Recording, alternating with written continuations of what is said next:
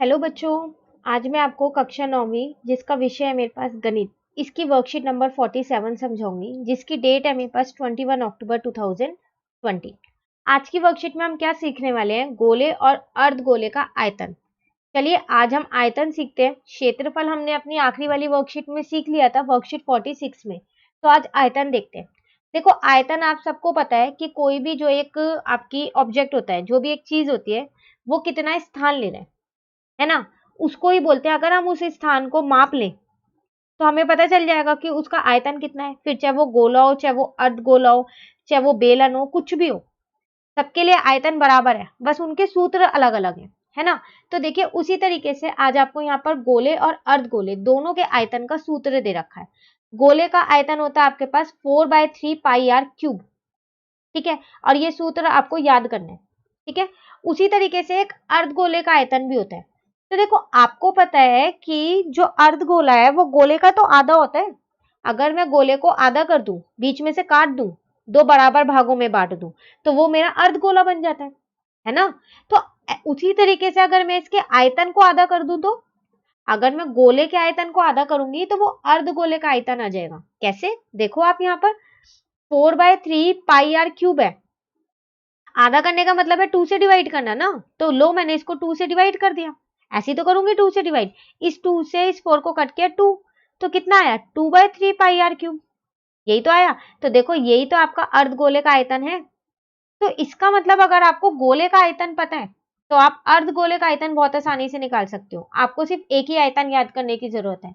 हाँ, लेकिन ये आपको पता होना चाहिए कि गोले का आधा करते हैं तो अर्धगोला होता है, ठीक है। चलिए, आयतन तो हमें पता चल गए। अब हम यहाँ पर हमारे को कुछ उदाहरण दे रखे हैं, वो देखते हैं। आपकी वर्कशीट के ही उदाहरण है ये, ठीक है ना। चलिए, पहला देखते हैं। यहाँ पर 10.5 सेंटीमीटर त्रिज्या वाले गोले का आयतन ज्ञात कीजिए।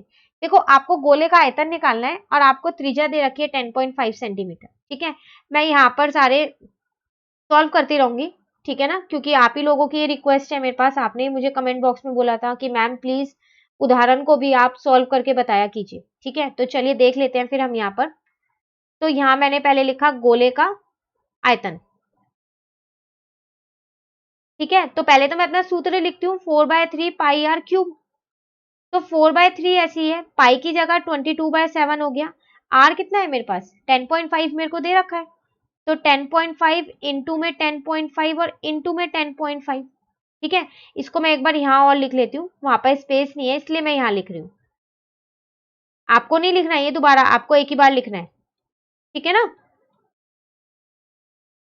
अब क्या करती हूँ, इस पॉइंट को हटाऊंगी तो यहाँ पर 10 आ जाएगा, इस पॉइंट को हटाऊंगी तो यहाँ पर 10 आ जाएगा, इस पॉइंट को हटाऊंगी तो यहाँ पर 10 आ जाएगा, ठीक है। तो आपके पास क्या बचा? 4/3 इंटू 22/7 इंटू 105 अपॉन में 10, 105 अपॉन में 10 और 105 अपॉन में 10। अब तो आप इसको आगे हल कर सकते हो, जो जिससे कट हो रहा है उसको काट दो और जो बाकी का बचा उसको मल्टीप्लाई डिवाइड कर दो। तो आपका आयतन आ जाएगा 4851 सेंटीमीटर क्यूब, ठीक है। क्यूब क्यों लगा? क्योंकि अब हम आयतन की बात कर रहे हैं। आयतन चाहे किसी का भी हो, गोले का हो, अर्धगोले का हो, बेलन का हो, किसी का भी हो, ठीक है, हमेशा क्यूब लगता है यहाँ। और क्षेत्रफल में हमेशा यहाँ स्क्वायर लगता है, ठीक है। चलिए, अब क्वेश्चन नंबर 2 देखते हैं, जो हमारे पास उदाहरण दूसरा है। पहले क्वेश्चन रीड करते हैं। व्यास 10.5 सेंटीमीटर वाले एक अर्धगोले कटोरे में कितना लीटर दूध आ सकता है? देखो, आपके पास एक कटोरा है। अब कटोरा है तो वो कौन से आकार का होगा? अर्धगोला होगा वो, ठीक है ना। तो उसका व्यास आपको दे रखा है। अब आपको ये बताना है उस कटोरे में आप कितना लीटर दूध डाल सकते हो। देखो, यहाँ पर कहीं पर भी नहीं लिखा कि आपको आयतन बताना है, लेकिन आयतन अगर मैं आपसे बोलूं, धारिता, याद है आपको एक वर्ड धारिता? धारिता क्या था? जिसको मैंने इंग्लिश में आपको बताया था कैपेसिटी होता है। धारिता का मतलब होता है कि आप किसी भी एक जो आपके पास चीज है उसके अंदर कितना सामान रख सकते हो, है ना। यहाँ पर जैसे आपके पास एक कटोरा है तो उसके अंदर आप कितना दूध डाल सकते हो, तो इसका मतलब आपसे वो धारिता पूछ रहे हैं, कैपेसिटी। तो धारिता और आयतन दोनों ही एक ही चीज है, दोनों का सूत्र एक ही है। तो इसका मतलब मुझे यहाँ अर्धगोले का आयतन लगाना है, ठीक है ना। तो पहले मेरे को व्यास दे रखा है, तो मैं क्या करूंगी, पहले व्यास से अपनी त्रिज्या निकाल लेती हूँ। तो व्यास 10.5 सेंटीमीटर है, तो त्रिज्या मेरे पास कितनी आएगी यहाँ पर? 10.5 डिवाइडेड बाय 2, ठीक है ना। तो वो आ गई मेरी 5.25 सेंटीमीटर, ठीक है, अब क्या करूं, अब मैं क्या करती हूँ, अपने जो मेरे पास ये अर्धगोला है इसका आयतन निकाल लेती हूँ। ठीक है ना, अर्धगोले का। ठीक है, इसको हटा देते हैं, एक सेकेंड। तो यहां पर मैंने क्या किया, अर्धगोले का आयतन निकाल लिया। उसके लिए मेरे पास पहले उसका सूत्र मुझे पता होना चाहिए। तो वो क्या है मेरे पास, 2/3 पाई आर क्यूब। ठीक है, तो देखो 2/3 ऐसी है, पाई की जगह मैंने 22/7 रखा, आर मैंने अभी निकाला है 5.25 इंटू 5.25 इंटू 5.25। ठीक है ना, पॉइंट हटाओगे आप तो यहाँ पर आपका 100 आ जाएगा, अब पॉइंट हटाओगे तो यहाँ भी 100 आएगा, और पॉइंट हटाओगे तो यहाँ भी 100 आएगा। फिर वही जो जिससे कट हो रहा है आप उसको कट कर दोगे पहले, और उसके बाद जो बच जाएगा आपका आखिरी में हर में और आपके अंश में, आप उनको मल्टीप्लाई डिवाइड कर दोगे। तो यहाँ पर से आपका आयतन आ गया 303.1875, लेकिन सेंटीमीटर क्यूब में आया है। लेकिन आपसे वो क्वेश्चन में कह रहा था आप कितने लीटर दूध डाल सकते हो, इसका मतलब इसको लीटर में कन्वर्ट करना पड़ेगा, चेंज करना पड़ेगा लीटर में। ठीक है, तो कितना आएगा, तो देखो अर्धगोलाकार कटोरे में दूध आया कितना, तो देखो 1 सेंटीमीटर क्यूब में ना 1 में 1000 लीटर होते हैं, तो फिर 303.1875 में कितने होंगे, तो 303.1875, इसको आप क्या करो, यहाँ पर 1000 से डिवाइड कर दो। अब आप सोच रहे होंगे इतना बड़ा डिवाइड हम करेंगे कैसे, इसका बहुत एक आसान सा तरीका है। देखो नीचे यहाँ 3 जीरो है ना, तो यहाँ जो ये पॉइंट है, तो यहाँ से पॉइंट 3 डिजिट पीछे सरका दो, गिन के सरकाना वरना गलत हो जाएगा। तो 1 2 3, तो आपका आ गया 0.303 और 1875। अब पॉइंट के आगे कुछ नहीं है, जीरो लगा दो, लो लीटर, ये आपका आंसर आ गया। इन्होंने पॉइंट के बाद 3 ही डिजिट लिए, आप 3 से ज्यादा भी ले सकते हो और 2 भी ले सकते हो। ठीक है, तो ये डिवाइड करने का शॉर्टकट तरीका है, इसको आप याद रखना, जब भी 100 1000 ठीक है या 10 इसके फॉर्म में आपको डिवाइड करना हो, इससे किसी से भी करना हो तो हमेशा ऐसे ही करना, डेसिमल वाले पॉइंट वाले। ठीक है ना, चलिए एग्जाम्पल थर्ड देखते हैं अब हम। थर्ड है मेरे पास, दवाई का एक कैप्सूल 3.5 मिलीमीटर व्यास का एक गोला है। ठीक है, इस कैप्सूल को भरने के लिए कितनी दवाई मिलीमीटर क्यूब की आवश्यकता होगी। देखो आपके पास एक कैप्सूल है दवाई का, उसका व्यास आपको दे रखा है 3.5 मिलीमीटर। ठीक है, कौन से आकार का है, गोला, गोले के आकार का है। अब वो आपसे कह रहा है कि आप इस कैप्सूल में कितनी दवाई भरोगे, कितनी दवाई की आपको जरूरत है वो आपको बताना है। दूसरी चीज ना, यहाँ आपको लिखा है मिलीमीटर क्यूब।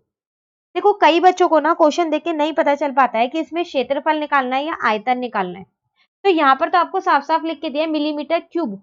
तो क्यूब कब लगता है, क्षेत्रफल में या आयतन में, आयतन में, इसका मतलब यहाँ पर आयतन निकालना है। अब किसका आयतन निकालना है, जो वो दवाई का कैप्सूल है वो कौन से आकार का है, गोले का, तो इसका मतलब गोले का आयतन निकालना है। ठीक है ना, तो देखो पहले मेरे को व्यास दे रखा है, तो मैं यहाँ पर पहले व्यास लिख लेती हूँ, 3.5 मिलीमीटर है। इससे मैं क्या करती हूँ, अपनी त्रिज्या निकालती हूँ सबसे पहले तो, क्योंकि मुझे अपने सूत्र में त्रिज्या ही चाहिए, व्यास की जरूरत नहीं है मुझको। तो 1.75 मिलीमीटर आ गई मेरी। ठीक है, अब मैं क्या करती हूँ, गोले का ही आयतन लगा देती हूँ सीधा। तो गोले का आयतन क्या था मेरे पास, 4/3 पाई आर क्यूब। ठीक है, तो 4/3 ऐसी है, पाई की जगह मैंने 22/7 रख दिया और आर की जगह मैंने 1.75 रखा 3 बार, क्योंकि यहाँ पर मेरे पास क्यूब है। यहाँ से पॉइंट हटाया, यहाँ पर 100 आया, यहाँ से पॉइंट हटाया, यहाँ पर 100 आया, यहाँ से पॉइंट हटाया, यहाँ पर 100 आया। बस अब आपको इस पूरे को सॉल्व करना है, जो जिससे कट हो रहा है कट करना है, बाकी बचे हुए को मल्टीप्लाई डिवाइड करना है, तो आपका आ जाएगा 22.45 मिलीमीटर क्यूब। ठीक है, तो इसका मतलब वो दवाई का कैप्सूल, कितनी दवाई की आवश्यकता होगी आपको, 22.45 मिलीमीटर क्यूब की। ठीक है, तो ये तो आपके पास कुछ उदाहरण थे जो आपको करके दिए हुए थे, उसके बाद भी हमने ये खुद से किए। ठीक है, ताकि हमें और अच्छे से समझ में आ जाए। चलिए अब देखते हैं, कुछ क्वेश्चंस हैं जो हमें खुद ही करने हैं, इसके उत्तर हमको नहीं दे रखे हैं। चलो देखते हैं, पहला आपसे कह रहा है उस गोले का आयतन ज्ञात कीजिए जिसकी त्रिज्या, त्रिज्या दे रखे हैं यहाँ पर 7 सेंटीमीटर है। तो आपको गोले का आयतन निकालना है, तो ये तो बहुत ही आसान है। ठीक है, तो देखो एक सेकेंड,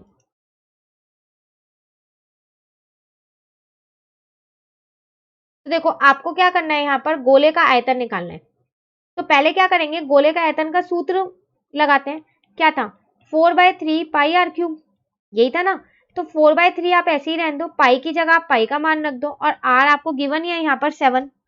तो 3 बार 7 रख देते हैं फिर हम यहाँ पर। इस 7 से 7 कट हो गया, तो क्या बचा 4 इंटू 22 इंटू 7 इंटू 7 अंश में, और हर में तो 3 बचा। आपने इसको मल्टीप्लाई और डिवाइड कर दिया तो आपका आंसर आ जाएगा यहाँ पर 1437.3, लेकिन आगे लिखोगे आप सेंटीमीटर क्यूब। ठीक है, आप चाहो तो यहाँ पर इसकी आकृति भी बना सकते हो, एक स्फीयर बना देना, ये सॉरी गोला बना देना, और यहाँ पर उसकी त्रिज्या दिखा देना, किसी भी नाम से दिखा देना, मैंने OR नाम से दिखा दिया, आप किसी से भी दिखा सकते हो। ठीक है, चलिए दूसरा क्वेश्चन देखते हैं हम अपना। एक अर्ध गोलाकार कटोरे की त्रिज्या 3.5 सेंटीमीटर है, इसके अंदर भरे जा सके वाले पानी का आयतन ज्ञात कीजिए। देखिए आपके पास एक कटोरा है, कौन से आकार का है, अर्ध गोला, मतलब आधा है, जो गोला होता है उसका आधा ही होगा, कटोरा तो आपने देखा ही होगा वो अर्ध गोले के आकार का ही होता है, उसकी त्रिज्या आपको दे रखी है। अब आपको क्या करना है, उस कटोरे में ना पानी भरना है, तो आपको ये बताना है कि उस कटोरे के अंदर कितना पानी आएगा, पानी का आयतन बताना है। ठीक है, तो पानी का आयतन मतलब आपको अर्ध गोले का आयतन बताना है ना, तो सबसे पहले मैं यहां पर क्या करती हूँ, लिख देती हूँ अर्ध गोले का आयतन।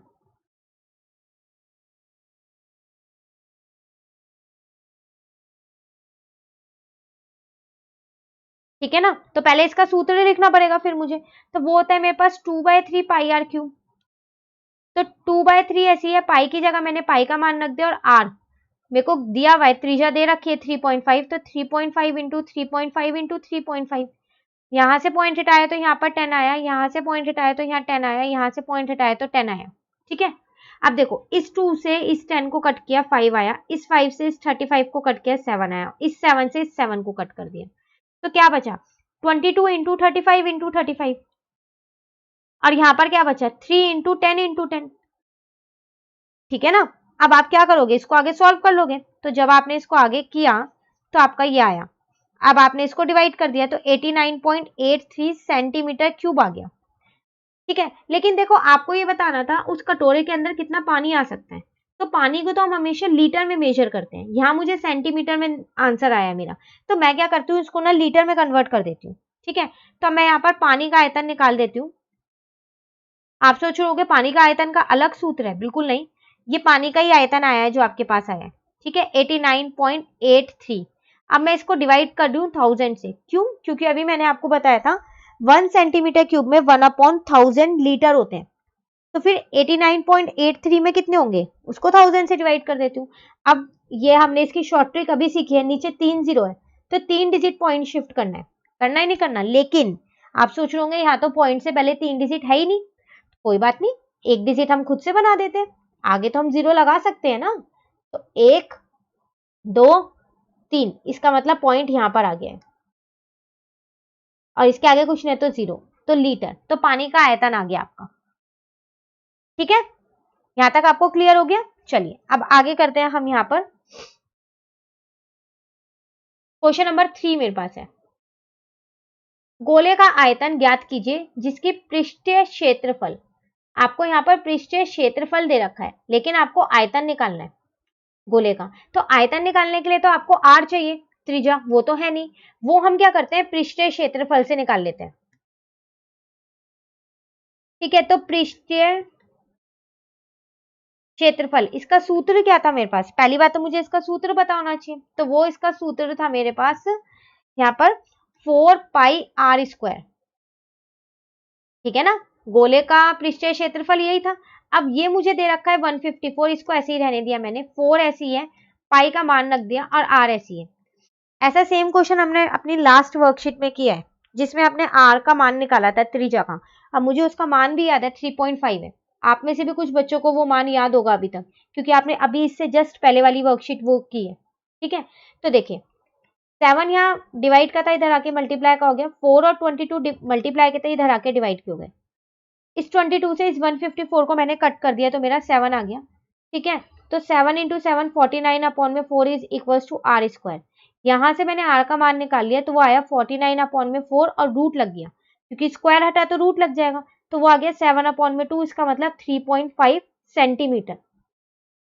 ठीक है ना, तो मेरा R आ गया, बस अब तो मुझे यहाँ आयतन निकालना है ना, तो गोले का आयतन मैं यहाँ पर निकाल देती हूँ। तो गोले का आयतन हम कैसे निकालेंगे, उसका सूत्र लगाएंगे। तो उसका सूत्र क्या होता है मेरे पास, 4/3 पाई आर क्यूब। ठीक है, तो 4/3 ऐसी है, पाई की जगह मैंने पाई का मान रख दिया और आर की जगह 3 बार मैंने यहाँ पर आर का मान रख दिया। ठीक है ना। अब यहां से पॉइंट हटाया, यहाँ पर 10 आया, यहां से पॉइंट हटाया, यहाँ पर 10 आया, यहां से पॉइंट हटाया, यहाँ पर 10 आया। कट कर देते हैं। चलो कैसे कट करें आप बताओ, जैसे भी आप चाहो। इस 7 को इस 35 से कट करूं मैं, 5 आएगा। इस 5 को इस 10 से कट करूं, 2 आएगा। इस 2 को इस 4 से कट करूं, 2 आएगा। तो क्या बचा आपके पास, 2 इंटू 22 इंटू 35 इंटू 35। ठीक है, और नीचे आपके पास क्या बचेगा, 3 इंटू 10 इंटू 10। ठीक है, तो जब आप इसको करोगे तो आपका आएगा 53900 अपॉन में 300। 2 जीरो से 2 जीरो कट गई। अब आप डिवाइड कर दो तो 179.66 सेंटीमीटर क्यूब। तो क्यूब में आपका आंसर आ गया गोले का आयतन। यहां आप इसको लीटर में नहीं निकालोगे। ठीक है ना, क्वेश्चन नंबर 2 में जैसे हमने निकाला था, 2 में हमें बोला नहीं गया था कि लीटर में निकालो, बस पानी का आयतन पूछ रहा था हमसे। तो लेकिन हमको पता था कि पानी को हम सेंटीमीटर में नहीं माप सकते, इसलिए हमने उसको क्या किया था, यहाँ पर लीटर में निकाल दिया था पानी के आयतन को। ठीक है ना, चलिए आगे देखिए आप क्वेश्चन नंबर 4 में। आज की वर्कशीट का लास्ट क्वेश्चन है हमारे पास। कह रहा है एक गोले का आयतन और संपूर्ण पृष्ठीय क्षेत्रफल का संख्यात्मक मान बराबर है, गोले की त्रिज्या ज्ञात कीजिए। देखिए आपसे वो कह रहा है कि एक गोला है जिसका आयतन और संपूर्ण पृष्ठीय क्षेत्रफल, ठीक है, तो उसका क्षेत्रफल और आयतन दोनों बराबर है। कैसे बराबर है, जो संख्या होती है उसके अंदर वो उनके मान बराबर है। जैसे आर होता है, आर का मान बराबर है, पाई का मान बराबर है, वो बराबर है। आपको त्रिज्या निकालनी है, तो आप सोच रहे यहाँ तो ना मुझे आयतन दे रखा, ना क्षेत्रफल दे रखा, ना व्यास दे रखा, त्रिज्या कैसे निकालें। तो देखो बहुत आसानी से निकाल लेंगे। जो चीज हमें गिवन है ना, यहाँ पर दे रखी है, वही लिख लेते हैं। ठीक है, तो मैं यहाँ पर लिख रहा हूँ गोले का आयतन। एक मुझसे गोले के आयतन की बात की थी।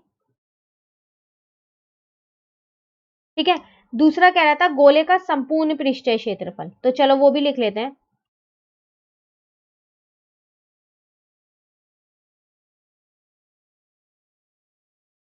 ये दोनों बराबर थे, मैंने इन दोनों को फिर बराबर ही रख दिया, जैसा मुझे क्वेश्चन में बोला ना मैंने सेम वैसे ही कर दिया। गोले का आयतन होता है मेरा 4/3 पाई आर क्यूब, और गोले का संपूर्ण पृष्ठीय क्षेत्रफल होता है 4 पाई आर स्क्वायर। ठीक है, 4/3 ऐसी है, पाई की जगह 22/7, और ये आर क्यूब ऐसी है। यहाँ पर भी 4 ऐसी है, पाई की जगह 22/7, और ये आर स्क्वायर ऐसी है। तो चलिए 4/3 इंटू 22/7 ऐसी रहने देते हैं। ये 7 यहाँ डिवाइड का इधर आके मल्टीप्लाई का हो गया, और ये दोनों मल्टीप्लाई के तो इधर आके डिवाइड के हो गए। उसी तरीके से ये आर क्यूब मल्टीप्लाई का था तो दूसरी साइड जाके डिवाइड का हो गया। कट करो, 7 से 7 हो गया, 4 से 4 हो गया, 22 से 22 हो गया। आप सोच रहे होंगे तो सभी कट हो गया, नहीं 1/3 बचा है हमारे पास। कई बच्चे ना इसको डायरेक्ट 3 लिख देते हैं, ऊपर का 1 नहीं देखते हैं, तो ये 1/3 है, 3 नहीं है, दोनों में बहुत फर्क है। ठीक है, ये आर स्क्वायर है तो मैंने इसको 2 बार लिख दिया, यहाँ आर क्यूब है तो मैंने इसको 3 बार लिख दिया। 2 बार आर से ये दोनों आर कट गए, आपके पास क्या बचा, फिर वही 1/3 इक्वल टू 1/r बचा। फिर बोलूंगी ऊपर 1 लिखना है, ये माइनर माइनर से मिस्टेक्स हैं जो आप करते हो अपने क्वेश्चन में। ठीक है, तो अब क्या करना है, आर का मान निकालना है, दोनों को पलट दो तो 3 इक्वल टू आर, तो आर का मान कितना आ गया आपका 3, और आपको आर का ही मान निकालना था, तो आपकी त्रिज्या कितनी आ गई, यहाँ पर 3 आ गई। ठीक है, तो ये था आपके पास क्वेश्चन नंबर 4। यहाँ पर हमारी ये वर्कशीट आज की कंप्लीट होती है। नेक्स्ट वर्कशीट हम अब अपनी नेक्स्ट वीडियो में करेंगे। तो आपको ये वीडियो अच्छी लगी तो आप इसे लाइक जरूर कीजिएगा, और मुझे कमेंट करके बताइएगा भी कि आपको वर्कशीट अच्छे से समझ आई या नहीं आई। ठीक है, और मेरे चैनल को सब्सक्राइब कीजिएगा। Thank you.